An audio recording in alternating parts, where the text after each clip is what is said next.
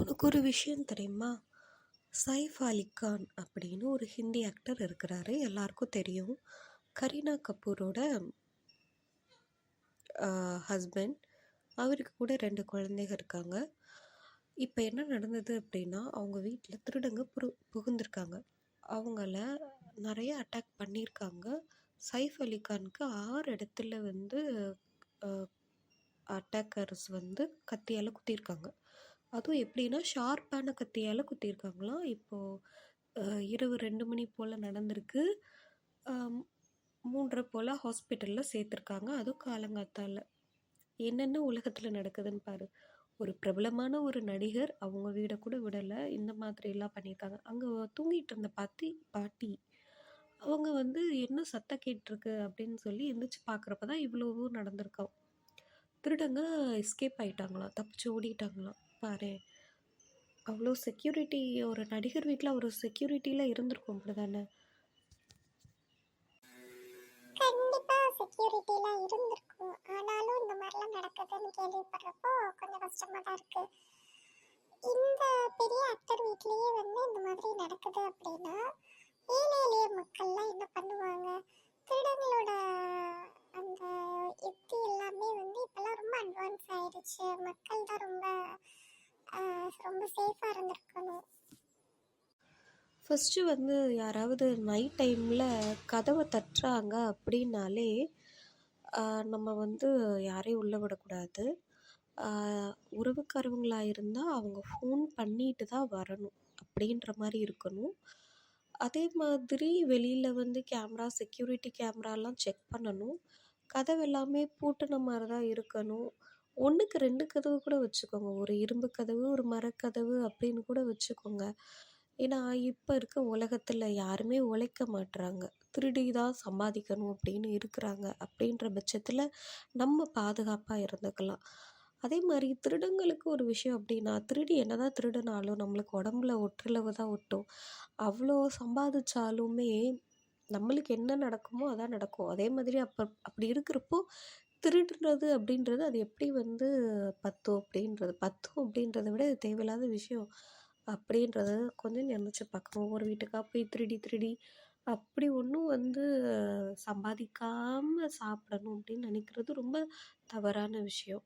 இந்த உலகத்தில் சம்பாதிக்கிறதுக்காக நிறையா வழிகள் இருக்குது. ஒரு பிச்சைக்காரனை எடுத்துக்கோங்க, அவன் பிச்சை எடுத்து கூட சாப்பிட்றான், திருட மாட்றான்.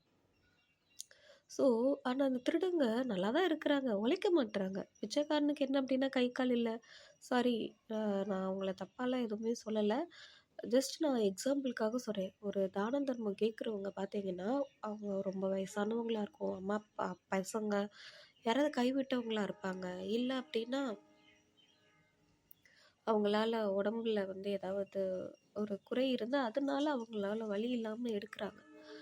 அப்படின்றப்போ அவங்கெல்லாம் நிலைமையை நினச்சி பாருங்கள். அவங்க அப்புறம் இருந்தாலும் அவங்க ஃபேமிலியை காப்பாற்றுறாங்க. நீங்களே பாருங்களேன், அவங்க ஃபேமிலியோடு இருப்பாங்க.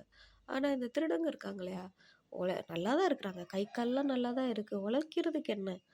அவங்க என்ன பண்ணணும்? உழைச்சி சம்பாதிக்கணும். எல்லாருக்குமே கடவுள் மூளைன்றதை கொடுத்துருக்குறாங்க இல்லையா? இந்த பொசிஷன் இருந்தால் தான் சம்பாதிக்க முடியும் அப்படின்றதெல்லாம் தப்பு. ஏதோ ஒரு உழைப்பு, ஏதோ ஒன்று நம்ம நம்ம தேவைகளை பூர்த்தி பண்ணுறதுக்கு தான் நம்ம உழைக்கிறோம், ஓகேவா? ஸோ திருடங்கள் கொஞ்சமாவது திருந்த பார்க்கணும். எதுக்கெடுத்தாலும் திருடிக்கிட்டே இருக்கணும், அடுத்தவங்க உழைப்பையே நம்ம சுரண்டி திங்கணும் அப்படின்னு நினைக்கிறது தப்பு. இது சினிமா ஃபீல்டில் இருக்கவங்களுக்காக மட்டும் இல்லை, நிறையா நியூஸ் பேப்பரில் பார்க்குறோம். எல்லார் வீட்லேயுமே திருடங்களோட அட்டூழியங்கள் அதிகமாகிட்டு தான் இருக்குது. அப்படின்றப்போ என்ன சொல்கிறது அப்படின்னா, உழைக்காமல் சோம்பேறியாக இருந்துட்டு அடுத்தவங்களோட உழைப்பை சுரண்டி திங்கிறது அப்படின்றது என்ன சொல்கிறது, எந்த மாதிரி இதெல்லாம் அப்படின்றதே தெரில என்ன. ஸோ உழைங்க, உழைச்சி சாப்பிடுங்க. இவ்வளோ பெரிய உலகம் இருக்குது, அதில் ஒரு சின்ன வேலை கூட உங்களுக்கு யோசிக்க தரலையா அப்படின்றது உங்கள் பிரெயின் எந்த அளவுக்கு மலுமட்டையாக இருக்குது அப்படின்றத பாருங்கள். ஒரு குடும்பத்தை நார்மல் சினிமா அப்படின்னு இல்லை, ஒரு நார்மலாக ஒரு குடும்பத்தையே ஒரு சீர்குலைச்சிட்டு அதில் இருக்கிறத எடுத்துகிட்டு போய் நீங்கள் என்ன தான் பண்ண போகிறீங்க? கரெக்ட். திருடங்க கொஞ்சம்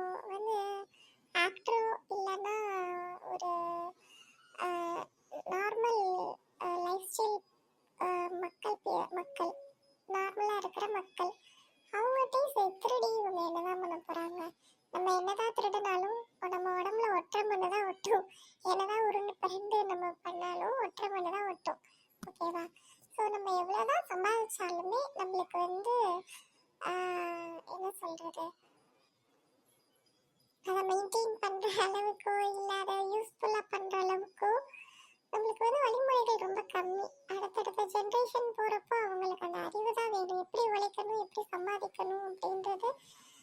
அதை பண்ணாம நம்ம சோம்பேறியா போய் அடுத்தவங்க வீட்டுல போய் திருடி திங்கிறது இப்பெல்லாம் வந்து தேவையில்லாத விஷயம். நம்ம இல்லை, நீங்க யாரு திருடுறாங்களோ அவங்க. திருடுறன்றது அடுத்தவங்க குடும்பத்தை வந்து இந்த கறிக்கிழங்க வச்சு அப்படி ஒன்றும் சாப்பிட்டு உயிர் வாழணும்னு அவசியம் கிடையாது.